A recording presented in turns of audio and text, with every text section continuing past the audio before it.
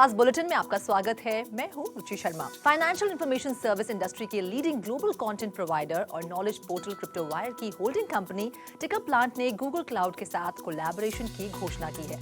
टिकरप्लांट और गूगल के साथ हुई पार्टनरशिप का एम क्रिप्टोवायर इकोसिस्टम को डेवलप करना है, जो एक कॉमन प्लेटफॉर्म पर क्रिप्टो करेंसी और ब्लॉकचेन इंडस्ट्री के सभी स्टेक होल्डर्स को केटर करेगी। और आइए अब डालते हैं एक नजर हेडलाइंस पर। बिटकॉइन फिर से नीचे फिसला, ऑल्ट कॉइन्स में भी आई गिरावट। जैक डॉर्सी की कंपनी ब्लॉक बनाएगी open bitcoin mining system. Near ने बड़ी क्रिप्टो इन्वेस्टमेंट कंपनी से $150 मिलियन जुटाए, all time high price level को किया पार। जेमिनाई ने क्रिप्टो एसेट मैनेजमेंट प्लेटफॉर्म बिट्रिया को खरीदा। 300 वेब3 लीडर्स से $50 मिलियन जुटाने के बाद डीफाई अलायंस बना अलायंस डाउ। गोल्डमैन सैक्स को उम्मीद है कि चौथे क्वार्टर में ऑनलाइन ब्रोकर्स के प्रॉफिट में होगी बढ़ोतरी। जांच एजेंसी के कहने पर टेथर ने $160 मिलियन के एसेट्स किए freeze. Bitcoin mining company Luxor ने स्टार्ट किया ASIC trading desk. Pakistani central bank और सरकार लगाना चाहती है क्रिप्टो पर पूर्ण प्रतिबंध।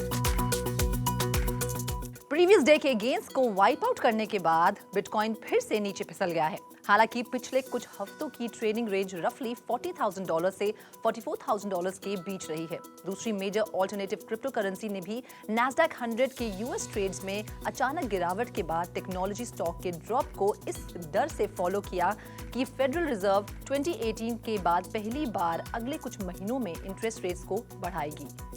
सैन फ्रांसिस्को के फेडरल रिजर्व बैंक की प्रेसिडेंट मैरी डेली ने रॉयटर्स को दिए एक इंटरव्यू में कहा है कि उन्हें मार्च में इंटरेस्ट रेट्स को बढ़ाना काफी रीजनेबल लगता है।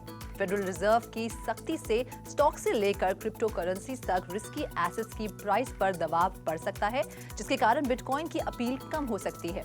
लेटेस्ट ट्रेड्स में बिटकॉइन की प्राइस 2.4% से गिरकर $42,711 हो गई, जबकि इथेरियम 2.8% गिरकर $3,265 पर ट्रेड हो रहा है। कॉइन मार्केट कैप के डेटा के अनुसार क्रिप्टो करेंसीज का टोटल मार्केट कैप 2.1% कम होकर $2.03 ट्रिलियन हो गया है। ब्लॉक के फाउंडर और सीईओ जैक डॉर्सी ने कंफर्म किया है कि उनकी कंपनी, जिसे पहले स्क्वायर के नाम से जाना जाता था, वो एक ओपन बिटकॉइन माइनिंग सिस्टम बनाने की योजना बना रही है, क्योंकि नई रीब्रांडिंग कंपनी अपने पेमेंट बिजनेस से अलग ब्लॉकचेन जैसी नई टेक्नोलॉजीज में एक्सपैंड करना चाहती है। ब्लॉक ने एक ट्वीट के थ्रू कंपनी के प्लान्स को कंफर्म किया है।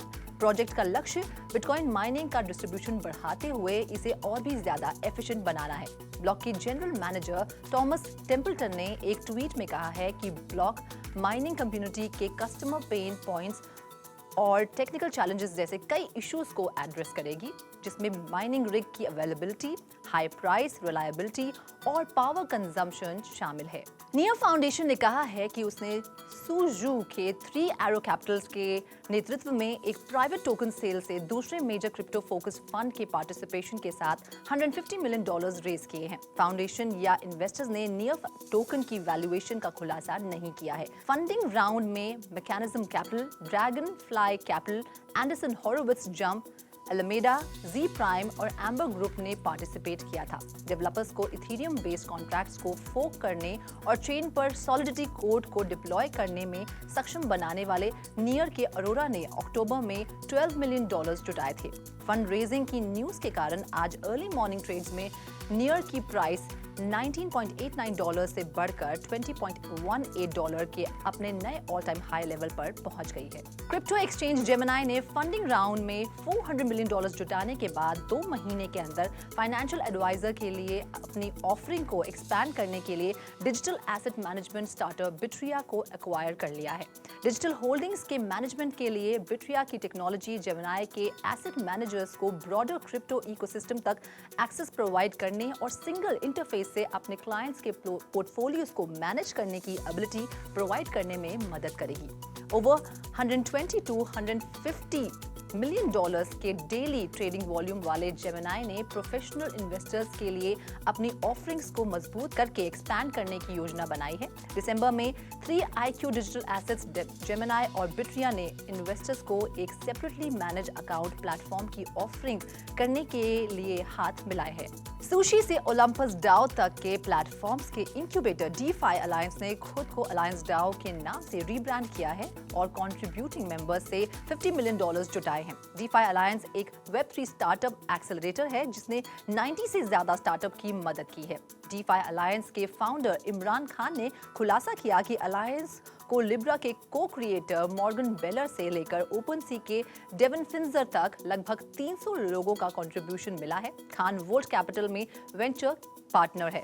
हालांकि नए ट्रांसफॉर्म्ड डिसेंट्रलाइज्ड ऑटोनोमस ऑर्गेनाइजेशन की भूमिका अभी तय नहीं हुई है। हालांकि ये उम्मीद है कि वो अपने मेंबर्स के लिए एक कॉइन जारी करेगा।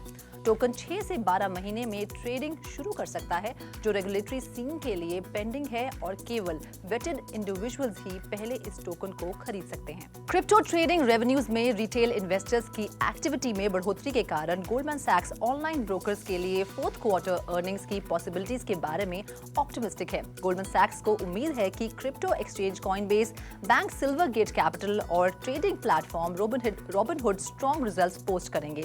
गोल्डमैन सैक्स को लगता है कि इस बार पिछले क्वार्टर की तुलना में कॉइनबेस का टोटल क्रिप्टो ट्रेडिंग वॉल्यूम 62% बढ़ेगा और रॉबिनहुड का ट्रेडिंग वॉल्यूम 18% ज्यादा होगा।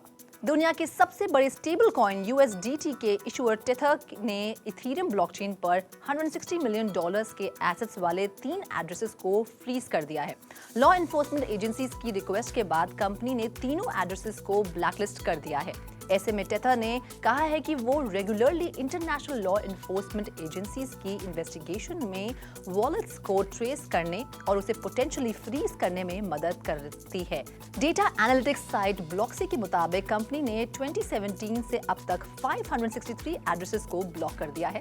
चेन एनालिसिस रिपोर्ट के अनुसार 2021 में सबसे ज्यादा क्रिप्टो करेंसी रिलेटेड क्राइम्स हुए हैं। 2021 में इलिसिट एड्रेसेस को $14 बिलियन रिसीव हुए थे, जबकि 2020 में $7.8 बिलियन की चोरी हुई थी।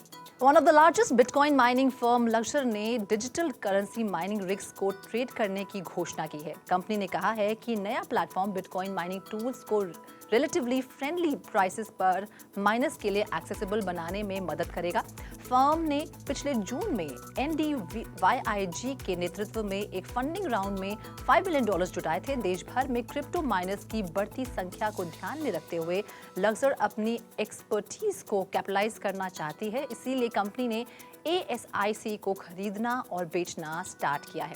एडिशनली न्यू बिजनेस कंपनी के ऑपरेशंस को बूस्ट करने में भी मदद करेगा, क्योंकि ओवर टाइम माइनिंग के लिए अवेलेबल बिटकॉइन की संख्या कम हो रही है। एक नई जॉइंट रिपोर्ट में पाकिस्तान की central bank, state bank of Pakistan और फेडरल गवर्नमेंट ने क्रिप्टो एसेट्स को पूरी तरह से बैन करने की सिफारिश की है। कल सिंध हाई कोर्ट को सौंपी गई रिपोर्ट में क्रिप्टो एसेट्स की ओनरशिप पर प्रतिबंध लगाने की सिफारिश करने के अलावा डिजिटल एसेट एक्सचेंज के अगेंस्ट पेनल्टी का सजेशन भी दिया गया था। लाहौर हाई कोर्ट ने अक्टूबर में इस रिपोर्ट को तैयार करने का निर्देश दिया था, जिसमें फेडरल गवर्नमेंट और सेंट्रल बैंक को डिजिटल एसेट्स के बारे में अपना रुख स्पष्ट करने को कहा गया था। इस दौरान फ्रॉडुलेंट क्रिप्टो करेंसी बिथर कैश के क्रिएटर एक हाई प्रोफाइल कोर्ट केस में सुर्खियां बटोर रहे थे।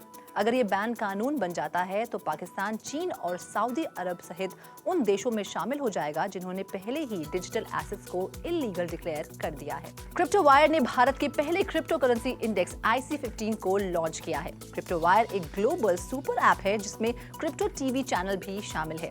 IC15 इंडेक्स का उद्देश्य निवेशकों को दुनिया भर के प्रमुख क्रिप्टो एक्सचेंजेस पर listed top 15 widely traded liquid crypto currency के परफॉर्मेंस को ट्रैक करने में मदद करना है। इस